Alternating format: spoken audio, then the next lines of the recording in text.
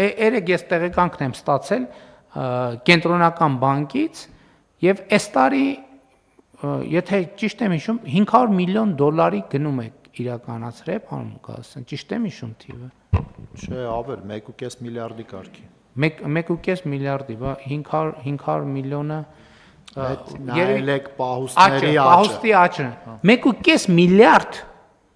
կենտրոնական բանկը 1.5 միլիարդ 1.5 միլիարդ, պարոն Գալստյան։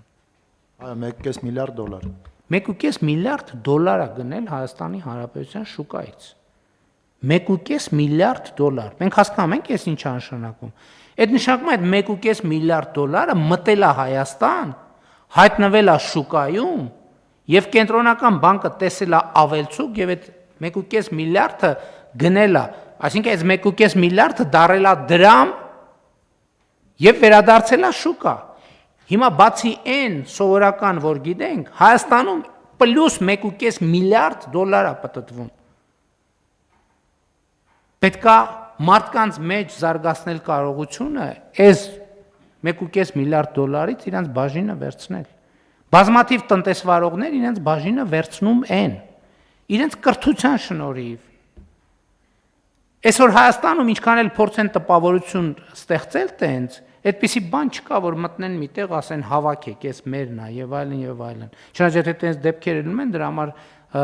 իրավապահ մարմիններ կան, պետքա քննեն, հետաքննեն, զբաղվեն։ Բա ով է, բա մարդ կա այս 1.5 միլիարդ դոլարը այս sense դեմով անցնում է, իր կյանքում ոչ մի բան չի փոխվում։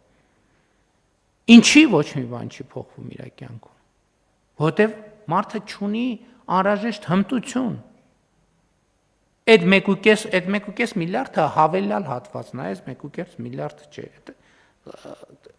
Շատ ավելի մեծ, մի քանի 1.5 միլիարդ դոլարների մասին։ Պատկերացրեք, մարդը նստած է, իրանց չգիտեմ, որևէ զբոսայգում, որևէ տեղ, կամ կանգնած է, կամ այդ 1 միլիարդները դեմով անցնում են, ցենց անցնում են դեմով։ Այդ մարդը ավելի վատ է ապրում։ Ստեղ է խնդրեմ, մենք պետք է օգնենք այդ մարդուն, որ ասում եմ մարդը պետությունը պետք է ուժեղացնի մարդուն, որ այդ 1.5 միլիարդ դոլարի իր բաժին ունենա, որն է դրա ձև, միայն մի ձև, մենակ կրթություն, ուրիշ որևէ բան չկա։ Ինչ ուզում եք այդ 1.5 միլիարդից կեսը խողովակով մտցնենք իրանց տուն, մեկը իրանց կյանքում բան չի փոխվելու, որովհետև այդ փողը ծախսելու համար էլ է պետք հմտություն։